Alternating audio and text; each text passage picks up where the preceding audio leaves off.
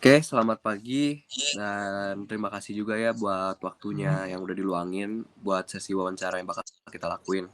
Nah, sebelumnya perkenalin dulu nama saya Michael sama partner saya juga ada namanya Sally. Nah, jadi kami itu dari tim finance dari MNS Company di sini tuh.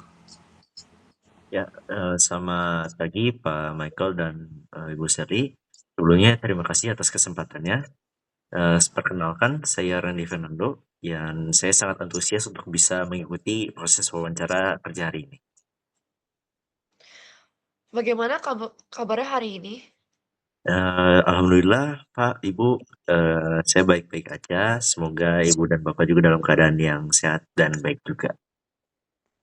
Oke, mungkin kita bakal langsung lanjut aja ya ke sesi wawancaranya. Mungkin saya akan nanya-nanya juga nih dikit tentang kamu juga di sini. Oke, dari pertanyaan dari saya dulu ya. Oke, Ya Pak. mungkin kamu bisa cerita sedikit gitu tentang latar belakang pendidikan kamu yang udah kamu tempuh. Oke Pak, baik. Saya adalah lulusan S1 dari bidang administrasi bisnis di Universitas Katolik Parahyangan. Selama 2 tahun saya memiliki pengalaman di bidang financial analyst di tempat kerja saya sebelumnya, dan juga planning, khususnya dalam budgeting, forecasting, dan juga analisis laporan keuangan dan evaluasi kinerja keuangan. Saya juga terbiasa menggunakan basis data dari dasar komputer dan pengambilan keputusan yang mendukung dalam bidang manajemen. Apa yang Anda ketahui tentang posisi Financial Planning Analyst di MNS.com? Sebelumnya saya melihat dari brosur dari perusahaan MNS Company dari Bapak dan Ibu, yang dimana financial planning analyst ini itu berperan penting dalam menyusun anggaran dan proyeksi keuangan, dan juga melakukan analisis kinerja keuangan, serta memberikan insight strategis bagi manajemen untuk mendukung pengambilan keputusan berbasis data. Yang dimana saya yakin peran ini sangat strategis karena dapat berkontribusi langsung pada pertumbuhan dan stabilitas keuangan perusahaan Bapak dan Ibu, yang dimana saya sangat melirik ke arah sana. Oke, nah lanjut pertanyaan dari saya ya. Kalau metode atau tools yang biasanya kamu gunain buat nganalisa keuangan tuh apa aja sih, saya pengen tahu. Baik, Pak. Saya terbiasa menggunakan dari Excel karena itu merupakan dasar-dasar saya yang belajar dari komputerisasi untuk financial modeling dan analisis variance. Ditambah juga saya dapat beroperasi dalam Power Business Intelligence untuk visualisasi data, yang dimana metode seperti forecasting, variance analysis, dan skenario analysis itu saya juga terbiasa dengan data yang besar dan juga deadline yang ketat. Ceritakan pengalaman Anda saat harus bekerja dengan data yang ketat. Baik, sebelumnya pada pekerjaan saya yang dulu, saya pernah diminta untuk menyelesaikan laporan keuangan forecasting bulanan dalam waktu yang sangat terbatas, dan saya memprioritaskan tugas itu dengan memastikan data utama yang akurat terlebih dahulu, lalu saya berkoordinasi dengan tim terkait tugas laporannya, dan hasilnya laporan tersebut dapat selesai tepat waktu dan dapat digunakan manajemen sebagai dasar pengambilan keputusan yang strategis, yang dimana itu dapat mendukung dari perusahaan tersebut dapat berkembang untuk mengambil tindakan lanjut.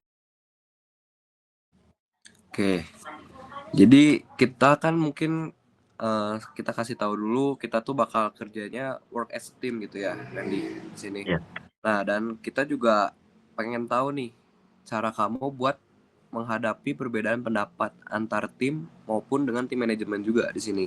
Apa sih yang apa sih yang kamu bakal lakuin gitu kalau terjadi perbedaan pendapat? Nah, baik, dengan pertanyaan Bapak, saya akan berusaha menyampaikan pendapat saya berdasarkan data dan analisis terlebih dahulu, dan bukan berdasarkan opini pribadi, Pak. Dan jika terdapat perbedaan pandangan, saya juga akan berdiskusi secara terbuka dan juga yang pasti tetap profesional, serta menghargai keputusan akhir yang diambil manajemen. Yang dimana saya juga akan berusaha semaksimal saya mungkin dengan kondisi dan kesesuaian teamwork yang ada dalam perusahaan. Baik. Pernahkah Anda melakukan kesalahan dalam analisis keuangan dan bagaimana cara mengatasinya? Baik, Bu. Saya sebelumnya pernah melakukan kesalahan dalam analisis juga, karena human error dan itu juga menjadi pembelajaran bagi saya. Nah, di sini itu saya segera melakukan penganalisisan, pengecekan ulang data dan juga mengkoreksi kesalahan serta, menyampaikan revisi secara transparan dan langsung. Dan sejak saat itu, saya juga menerapkan double check system sebelum saya menyerahkan laporan, forecasting ataupun hal lainnya agar dapat lebih presisi dan akurat digunakan pada manajemen. Oke, oke. Baik, mungkin kita juga udah banyak tahu juga tentang kamu, udah cukup juga kita gali informasi tentang kamu juga ya Randy ya. Nah, sekarang tinggal diri kamu nih. Kamu ada pertanyaan nggak buat perusahaan kita atau apa yang mau ditanyain dalam sesi wawancara ini? Oke, baik Pak Bu. Sebelumnya saya mungkin ada 1-2 pertanyaan dari perusahaan MNESCO ini yang cukup saya penasaran. Ya, salah satunya pertanyaan pertama saya itu bagaimana sih Pak, Bu, keberhasilan indikatornya itu dalam posisi financial planning analyst di perusahaan ini, dan juga untuk pertanyaan yang kedua, seperti apa kesempatan pengembangan karir di tim finance ini?